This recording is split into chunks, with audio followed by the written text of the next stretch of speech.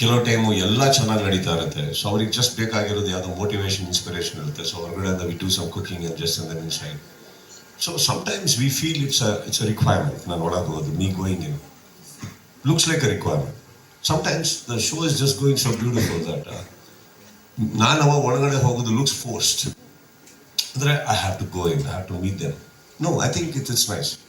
ಎಲ್ಲಿವರೆಗೂ ಆ ಮಿತ್ ಹಾಗೆ ಇರೋಕ್ಕೆ ಸಾಧ್ಯನೋ, ಅಂದರೆ ಎಲ್ಲಿವರೆಗೂ ಆ ಟಿ ವಿ ಮೂಲಕನೇ ನಾನು ಅವ್ರನ್ನ ಸ್ಪಂದಿಸೋದಕ್ಕಾಗುತ್ತೋ, ಎಲ್ಲೋ ಒಂದು ಕಡೆ I think dignity of speech remains the same ನನಗನ್ಸಿದ್ದು.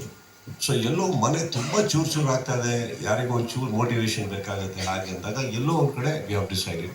But I didn't find it requirement and I think my team also agree to that. So in fact ಒಳಗಡೆ ಹೋಗೋದು ಈಸ್ ಈಸಿಯರ್ ದೆನ್ ಕುಕಿಂಗ್. ಇಲ್ಲ, ಸತ್ಯ ಅದು.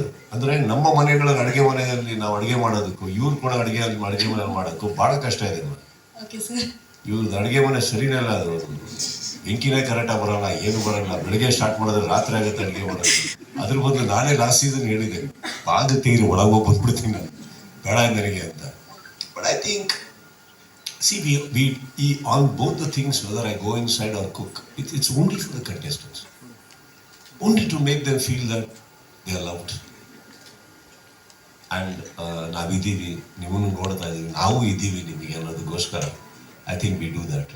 ಬಟ್ ಹೋಪ್ಫುಲಿ ಈ season ನಾವು ನೋಡ್ಬೇಕಂತ ಆಸೆ ಪಟ್ಟಿದ್ದೀವಿ sir. ಒಳಗಡೆ ನೀವು ಅಲ್ಲ, ನೀ ಮೀಟ್ ಮಾಡ್ಬೇಕಂದ್ರೆ ಬಂದು ಮಾಡಿ ನನ್ನ grateful sir. Thank you Sudeep sir. Thank you sir. Sushant sir, one question, last question ಇದು.